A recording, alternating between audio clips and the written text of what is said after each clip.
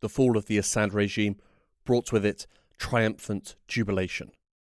After more than half a century of Assad family rule and 14 years of civil war, the darkest chapter in Syria's history was coming to an end. The new government, led by former rebel commander Ahmed al-Shara, would now have to build a state. Shortly after taking control of the country, al-Shara sought to set out his vision for Syria's future. Syria is a country for everyone. We can coexist with each other, and we have a close relationship with all segments of Syrian society. There is broad consensus from all segments to dissolve this regime and establish a new state that is suitable to the Syrian people, both regionally and internationally. But given the Islamist background of the rebel group that now led the government, the country's religious minorities feared what that state would look like and what would be their fate. And in March, those fears came to fruition when Syria's Alawite minority appeared to be targeted in a brutal massacre of reprisals. Over 1,000 people were killed in the violence, including hundreds of civilians. Reports spread of entire families being killed on a sectarian basis. As the country sought to restore security and understand what happened, in the south of the country, another of Syria's minorities, the Druze, were the target of fresh violence. This week, what happened on Syria's coast and in the south? What prompted the violence that targeted the country's Alawite and Druze communities? And what efforts are the new government making to bring Syria's minorities into the fold and unite the country? My name is Hugo Goodridge, and you're listening to The New Arab Voice.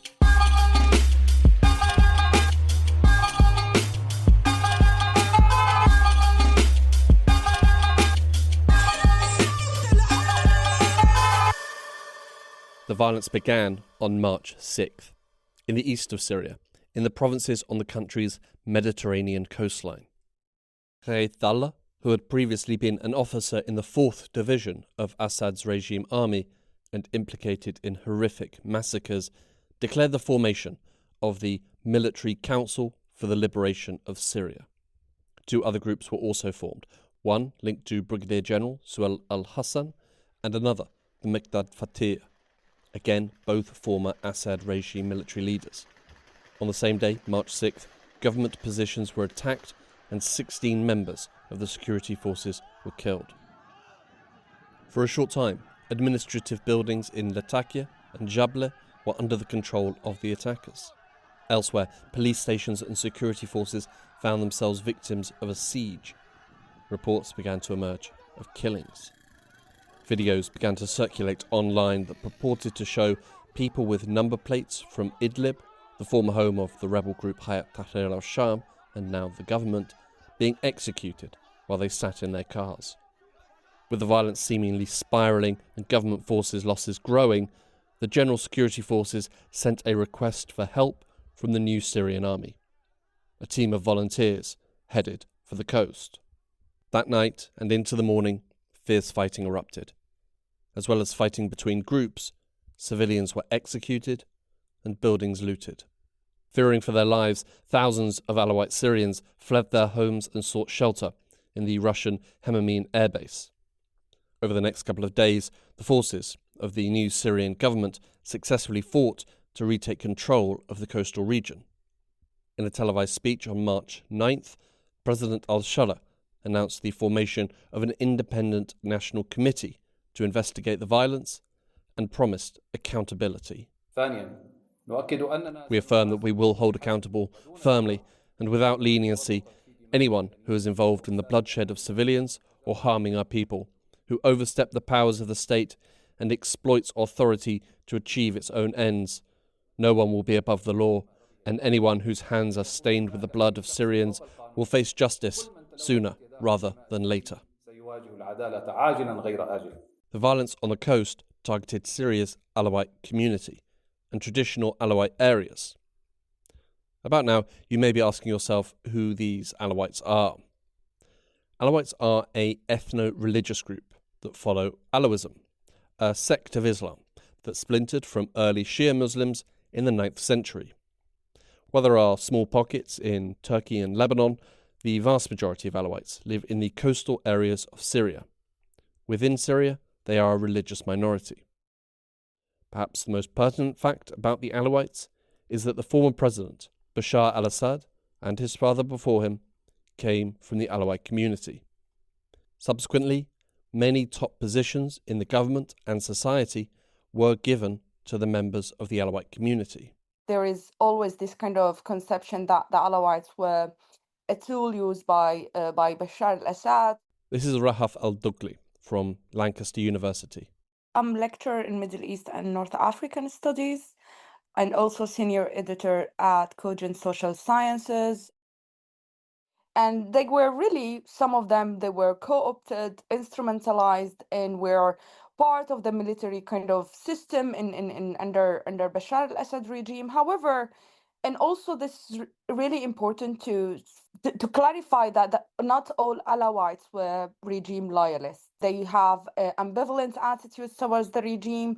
They were also very much marginalized and disprivileged, other than if they were only given that kind of option of joining military and security forces. So they don't have any other kind of livelihood income because of the regime kind of systematic marginalization of Alawites.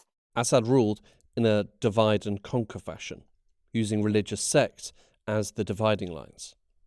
While Alawites were favoured for top positions, it's worth saying that not all Alawites benefited from Assad's rule. It was a select few that were able to rise to the top. The violence that hit the coast was prompted by some of those officers who had previously made it to the top. I think part of these kind of militias, they were ex-regime officers who were not happy about the new order. And also, let's not forget that after the fall of the regime, most of these kind of militias who were aligned with Maher al-Assad and many other prominent figures. Maher al-Assad is Bashar al-Assad's brother and the former commander of the 4th Division. They fled to Iraq. So that's important. If there is any kind of an organized resistance among Alawites, it's important to see that they might not on the 8th of March. I'm sure they didn't have popular legitimacy, and I don't assume at all that Alawites living in the coast were part of that kind of organized attack on the new security men. The highest echelons of the former regime fled the country following the rapid takeover by Hayat Tahrir al-Sham. Many of these individuals were scattered across the region, finding shelter with the former regime's allies. It has been suggested, although a definitive link has not been established, that foreign elements and countries provided support to these former regime groups that led the fighting in early March.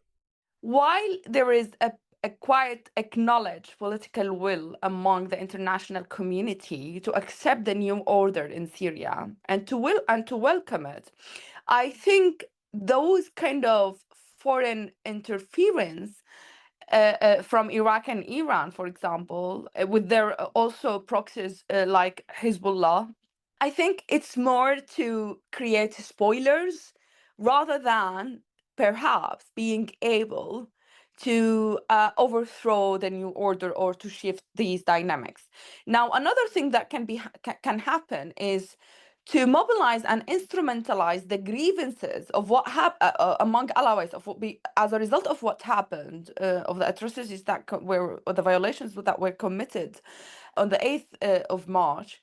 That can be again used to create an incumbent popularity for these emerging new actors. One factor that could be highlighted as a reason as to how the violence was able to happen was that the Alawite community in Syria was experiencing something akin to a leadership vacuum. But I don't think Alawites in any time that they have a kind of an organized militias other than this formal structure under Bashar al-Assad. So they don't have one leader or a wajaha to follow. And that's something that they have been very much lamenting And that's very much evidence in my even when I collected 150 surveys among Alawites in the coastal areas before the fall of the regime, and they were very much lamenting that the regime did not allow them to have a traditional leader such as what in Druze or like the Kurds or any other communities in Syria. The violence committed by the rebelling groups on March 8th was appalling. Innocent people were gunned down in the streets, and fear spread across the area like wildfire. Equally terrible was the response. When the call was made for volunteers to head to the coast to confront this violence, the volunteers came, around 1,000 of them. But what happened was not a shining example of justice and law and order. It was wild, untethered, and brutal reprisals. Reprisals not just for the violence on the coast, but reprisals for the past 14 years of conflict. Assad governed by divide and rule. At the top were the Alawites, certainly figuratively, but for many Alawites not literally. But as a result of these perceptions, there is a tendency to blame all Alawites for the horrific crimes committed by the regime during the war. It's a myriad of many factors that contributed to this violent breakout. And I think the first one is the lack of transparency regarding a clear, inclusive political process by al-Sharia. The process of transitional justice was very, very shyingly mentioned by al-Sharia. He was more into saying we want to forgive and forget. Now, this was also paralleled with other weird rebranding of certain warlords. For many people in Syria, a rebranding exercise was not what they wanted. Crimes have been committed, appalling crimes, some of the worst crimes of the 21st century. While there is a desire to move beyond the war and build a new country, there are countless people who are missing loved ones and want to see those responsible held to account. For example, I give an example of Fadi al-Saqr, who was a warlord in rural Damascus, who people were seeing him walking in the streets. He was walking in freely without any account, without like being held accountable for the crimes that he committed under the Ba'ath regime. Now, all of this created grievances, protests. Even before the 8th of March, there were protests, popular protests inside Damascus, calling for a clear and transparent transitional justice. The call for volunteers was the final ingredient needed in a deadly recipe. So I think because of the lack of transitional justice method, we see that people wanted to take revenge in their own hands. And also, I think that because of the fragile alliances among these armed groups, it allowed for unruly groups to commit these atrocities. The volunteers that answered the call went to the coast in the formations that had existed during the war and were not there as part of a new Syrian national army. These are formations that are no longer supposed to exist. So we saw, for example, on the 27th of January, we saw the victory speech, which was led by President al-Sharia in front of the different armed groups. These armed groups were announced to be dissolved, but that was on paper, because these armed groups stayed in the same positioning following the same old structure of pre-Assad era. So we don't see a kind of structured command or formal command structure on all of this. And that's because the restructuring of the Ministry of Defense became more of a loyalty-based appointments. So, for example, Abu Amsha is known for committing atrocities during the Syrian war, and now he is appointed in the Ministry of Defense. That fragile alliance between these groups, who became now the Syrian army, is in itself needs revisiting, because you cannot have that alliance without a systematic command structure. There is an exhaustive list of things that need doing in Syria, and transitional justice is certainly on that list. But despite the promises of al-Sharia, it appears to be sliding ever further down the list. even if they want to hold people accountable, I don't think they have the capacity to do so because of the so many challenges. Most of these armed groups in the north were backed up by Turkey, and they are also, these groups are very much cohesive because they have tribal network. They are also fighters who are fighting for their land, so they are part of that region. So al-Shara cannot marginalize them, so that's why he included them. So if they committed these atrocities in the coast, I wonder how al-Shara can hold them accountable or held their central commanders accountable when he might lose the control over thousands of these fighters. So even if al-Shara wanted to hold them accountable, that would be a challenge in itself. The issue of transitional justice would also be a personal problem for al-Shara. His group committed also atrocities during the war. So it's very difficult to have a transparent transitional justice mechanism when the new ruler itself, the group, committed atrocities, and we see them now having a higher and elitist positions in the MOD, in the Ministry of Defense. If the al-Shara government was going to address the issue of transitional justice, then it should look at all crimes committed during the war. The crimes of the Assad regime, yes, but also the crimes of the rebel groups, including his own group, Hayat Tahrir al-Sham, and perhaps him personally. With the issues of transitional justice hanging over the country, the prospect of creating a stable and unified standing army looks difficult. And Syria, like any other nation, does need a standing army. Because now they have the lack of trust with al-Shara himself, because they think, just as an example, a central commander who was part of SNA before, now he feels that he doesn't have any guarantee that al-Shara might not imprison him in the future by saying like, oh, look, there is a group of Kurds that filed something against you because you committed this and this during the war. And he might be sidelined, marginalized, or imprisoned. And all of this creates this kind of creates this kind of gap in a formal command structure because of the lack of trust among these central commanders. So this tough conversation should happen not only at the civilian level, but also at the military level, because otherwise we will continue to see a fractured military structure. We will continue to see emergence of unruly militarized groups. There is already trace of informal security groups that now they are mobilizing themselves to take revenge against certain ex-regime officers, and that's dangerous. The violence that Syria saw on the coast was a shocking development in the new history of the country. It was a horrifying time for the country's Alawite community, many of whom had nothing to do with the Assad regime, and some who were opposed to Assad's rule. And yet, those seeking violence lumped them together with the ruling Alawites, who had been responsible for the atrocities.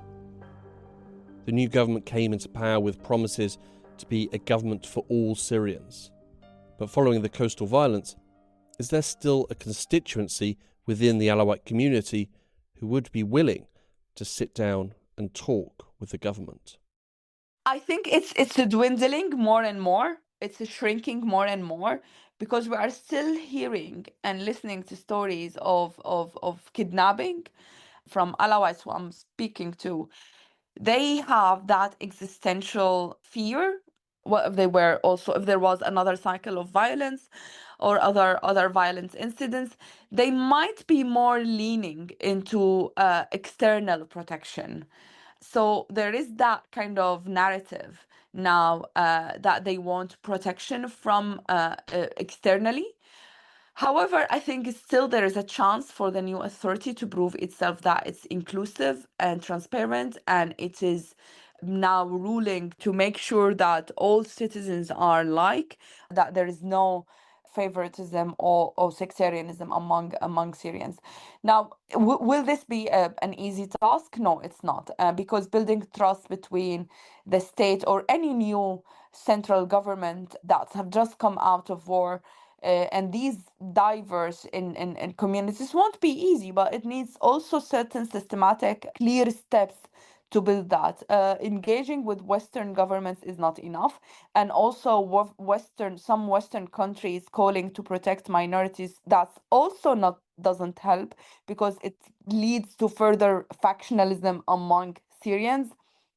And it's kind of, I see it as an extension of colonialized narrative of the region, that the West only wants to protect minorities, and that's not good for the people in the region. Then you are more and more creating these kind of, or dividing people according to their sectarian or religious affiliations.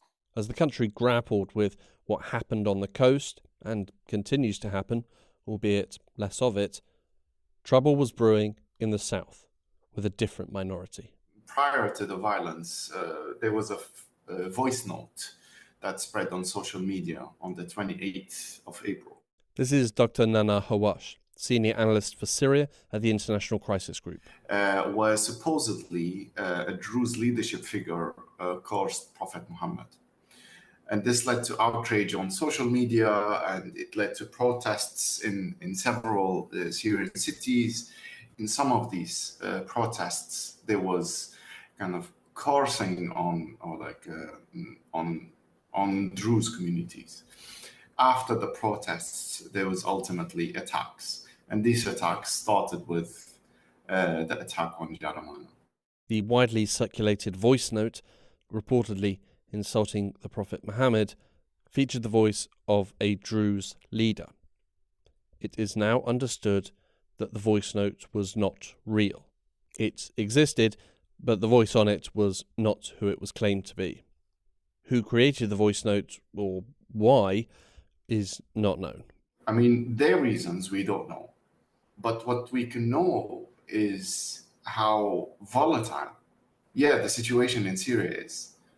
A voice note could lead to intercommunal or intersectarian clashes in the capital. So the why is not really important, because you're gonna have someone that's gonna do this, whether it's something malicious and big, or it could be a couple of people thinking that it's fun. But if the situation is so volatile, the likelihood of something else like this happening is very high. The clashes started on April 28th in the Damascus suburb of Jaramana. In response to the voice note, a group of unknown gunmen launched an attack. Jaramana is a majority Druze town. The Syrian Ministry of Interior stepped in, but came under fire themselves. The next day, fighting spread to Ashrafia Sanaa, another town in the Damascus suburbs, and again a town with a significant Druze population. The following day, April 30th, armed groups attacked Druze majority villages in Sueda province, in the south of the country. On May 1st, a meeting in Sueda brought together Druze religious figures, local notables, and faction representatives. In a statement, they rejected any form of partition, separation, or secession. They also called on the government to ensure security along the Sueda-Damascus road. This round of violence matched the violence seen on the coast in two ways. Firstly, among the perpetrators were unofficial armed groups, seemingly outside the control of the state. And secondly, a minority group was the target of the violence. The minority group was the Druze. The Druze are adherents to the Druze faith. The largest Druze communities are found in Syria and Lebanon, but also some in northern Israel. Like the Alawites on the coast, the Druze are not a homogeneous group. Across their community, they vary in their opinions. So this is very important to kind of keep in mind. Whether Druze or other communities, they are on a spectrum in interacting with the state. You have the ones that see they don't want to interact with the state, all the way to the ones that are even mediating between the state and those ones. Like even Druze that are not only interacting with the state, but also work as mediators. So, however, all of these on the spectrum, they share the existential threat, the perception of the existential threat. Unless you deal with this perception of the existential threat, it doesn't have to be always real, by the way. In this case, I would say there is some reality to it, not to undermine it. But in general, it doesn't have to be entirely real. Unless you deal with this existential threat, then you're going to find problems. Then this spectrum is going to be, let's say, on the right side, not in the middle. Like you have people that might want to deal with other actors and might want to look for support from the international community, like for military support from the international community. Following the violence that hit the Druze community, support for the new government has predictably declined. There's kind of major events that broke the trust, more specifically with the massacres on the coast, that broke this kind of any promise or any goodwill that other communities could see when they listened to the government, and violations that are continuing daily, every day, more specifically against, of course, Alawites more than others, but in general, now minority groups, they see themselves as kind of one, as the other from this government. And finally, you have kind of the perception of exclusivity. To which extent is it true? But there is a major perception of being excluded from the government and specifically from the security sector. Like, how can you trust, basically, and this is, I'm almost quoting someone, how can you trust someone that says that wants to protect me and they don't even hire my type of people or my kind of people? Without the faith that the new government can or will protect them, a vicious circle is created. To them, they see that only their weapons is what stands between them and massacres. What stands between Druze going through the coastal scenario is the Druze weapons. It's not the government promises. What happened since Jaramana, Ashrafiyat Sahnaya, and even like clashes on the Sweda-Damascus road, this added this perception. Like, to the Druze, they see that if we didn't have weapons in Sweda, we're going to have the same problem, like even the same scenario that we kind of went through in Ashrafiyat Sahnaya. And because we have weapons in Sweda, we have enough leverage to actually, make a deal in Ashrafiyat Sahnaya, or like Ashrafiyat Sahnaya and Jaramana, by the way. I mean, in Rif Dimashq. This is where we stand now, is that my leverage is my capacity of violence, and this is the only leverage that the government sees. Violence begets violence. The government needs to break the circle.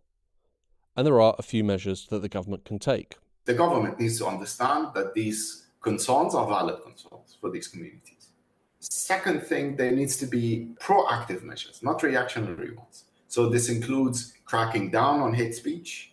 For example, there's some stuff the government is not directly or is not doing, but it is highly affecting the cohesion of the literally civil cohesion, which is hate speech online. So cracking down on hate speech, recruiting, so expanding your base. As the government, you need to stop thinking as a faction that's, an underdog faction, and you need to start thinking as you are the most powerful player on the ground right now. So you are the government. So you need to start expanding your base, especially when it comes to the security sector, whether to recruit people from the Christians, Druze, Alawites, Ismailis, Shias. Like, you need to expand your base. You need to include these communities in their own security provision. So those things, all of those things that I'm mentioning are things that you could do even before waiting for a response from other communities. We said earlier that it was not unlikely that the former regime groups on the coast had support in some form from foreign nations. In that instance, it would be difficult to confirm it for definite or point a finger to a particular person or state. There is no smoking gun. In the south, it's a different matter. There is a smoking gun, although this gun is actually a fighter jet and a drone. As the violence began to spread, Israel launched a series of aerial attacks in Syria. A drone strike on April 30th targeted alleged armed elements in Sanaa. Another drone strike in Damascus killed a member of the Syrian security forces. And on May 2nd, an Israeli aircraft dropped a bomb in the vicinity of the presidential palace in Damascus. Israel has claimed that these attacks, which they prompted without request, are to protect the Druze minority in Syria. But is this true? Israel's objective is two things, is to keep the Syrian state weak and fragmented. Those are the current key objectives that Israel has. Now, coming to your question, it is simply a tool to achieve one or both of these objectives. Just like systematically bombing or targeting the army infrastructure to the point of destroying reportedly 70 to 80% of that capacity, that's a lot. Israel is attempting to turn the Syrian army into a pickup type of army. With the Druze scenario, one of the ways to keep Syria fragmented is to play on the minorities card. And what Israel did now recently is that they played on the downfalls or the shortcomings of the Syrian state, the shortcomings that I just mentioned. They played on this existential threat or this existential fear, and they presented themselves as the protector of the Druze communities in order to further fragment the country and even maybe push it towards even clearer divisions. It is unlikely that Israel's actions are purely altruistic, but they are trying to send a message to the Druze community. Are they succeeding there? And this success is that they presented themselves as the protectors of the Druze community. Basically, that you would have been annihilated if it wasn't for us. But this success, at least right now, it's a minor success because the Druze community as a whole, they understand these kind of Israeli objectives. They're very clear. When we talk to them, they're like, we know what Israel wants. Israel doesn't care about us. They want to, whether they want to use us. So they're very cautious about the Israeli intentions. That said, the existential fear usually transcends any kind of principles that you have. Fear can lead to desperation, and that desperation can be used by other actors. The Israeli strikes on Syria did not actually start with the violence against the Druze. Israel has been attacking Syria ever since the Assad government fell, pretty relentlessly. They've also illegally seized vast tracts of land in the south of the country. To date, the new Syrian government has done little to defend against these attacks. Planes have not been shot down or targeted.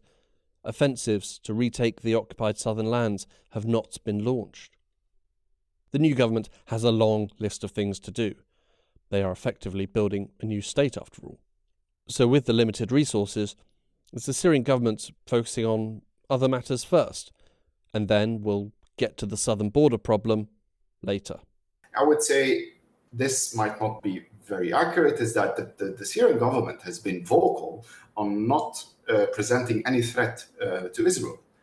On the contrary, it has been seeking connections or to establish connections with external actors and receive recognition. And they have been vocal and very active, actually, in sending signals and messages to Israel that they don't pose any threat and that they are willing to collaborate to tackle the Israeli security concerns. So it has to do with kind of how they see the idea of dealing with this kind of issue. The Syrian government understands the power imbalance. They don't, and the fact that they don't have anything to gain from this confrontation. Israel is very close to Damascus.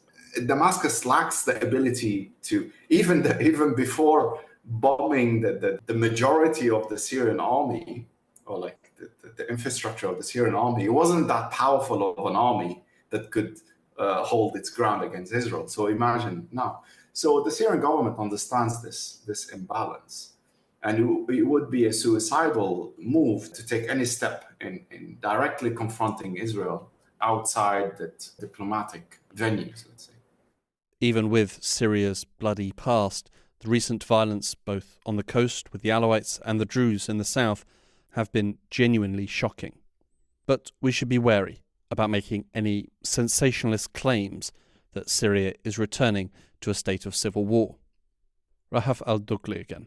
So if this lack of political engagement, real political engagement with the different constituencies in Syria, there is a big chance that Syria might fall into division, or we might see not only that the Alawites are asking for federalism or like to have their own maybe like region, but we will see that emerging in northeast Syria and also in the south. So there is a need for that political process to become central now in the narrative of the Syrian leadership.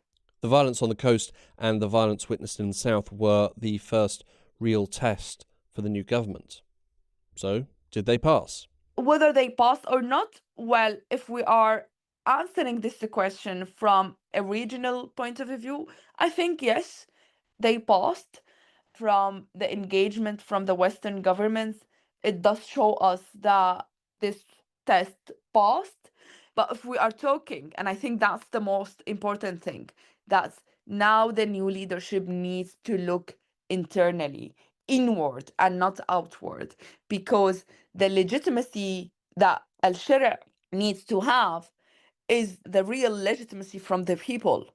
And otherwise, it's not really fully legitimate if we see other groups in Syria with a controlled areas by armed groups. All of this would undermine Syria's sovereignty, undermine al-Shara legitimacy. Now, if you ask me, is he gonna stay in power?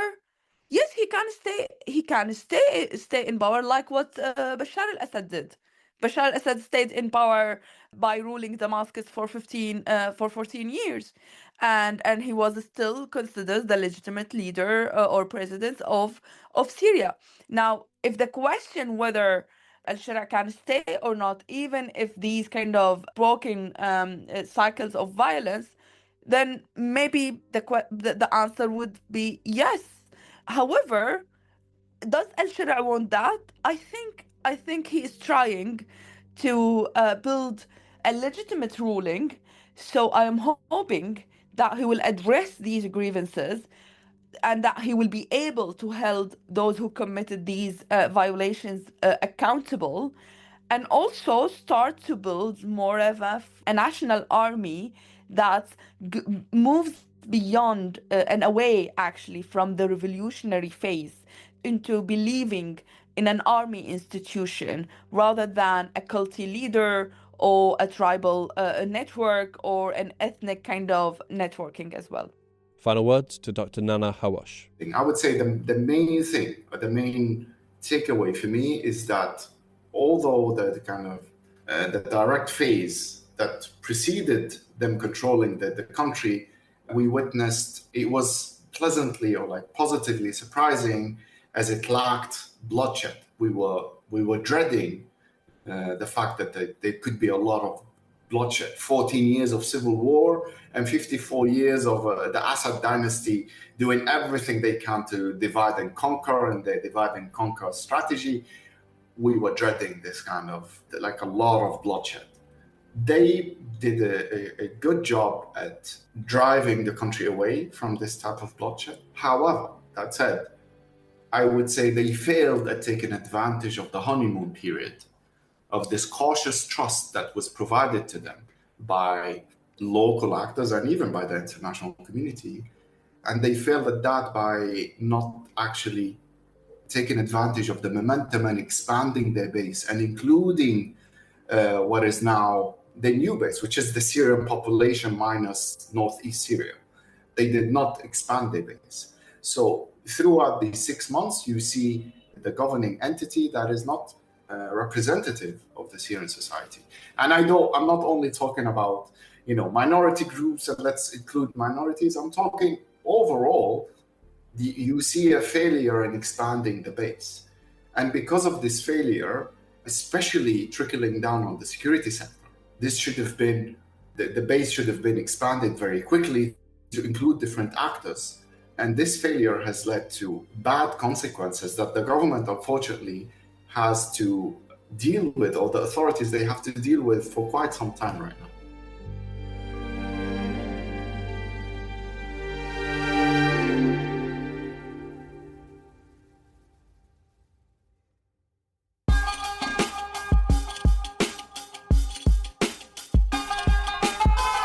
This episode of The New Arab Voice was written and produced by me, Hugo Goodridge. Our theme music was by Omar El Phil. The New Arab Voice will be back shortly with a new episode. In the meantime, you can listen to our recent series, Sanaa's Odyssey, one woman's story of survival in Gaza. All episodes are available now. Search for Sanaa's Odyssey wherever you get your podcasts. Don't forget to subscribe to The New Arab Voice to get notified when a new episode drops. You can find a link in the show notes. Until then, you can find all our previous episodes on all major podcast platforms. You can also check out our social media accounts on Instagram and X, both at TNA Podcasts, for additional content. And you can email us, podcast@newarab.com. You can subscribe to the podcast so you never miss an episode, and you can also rate and review, which helps us spread the word. Don't forget to follow The New Arab on Facebook, Twitter and Instagram for all the latest news, analysis and opinion from the region.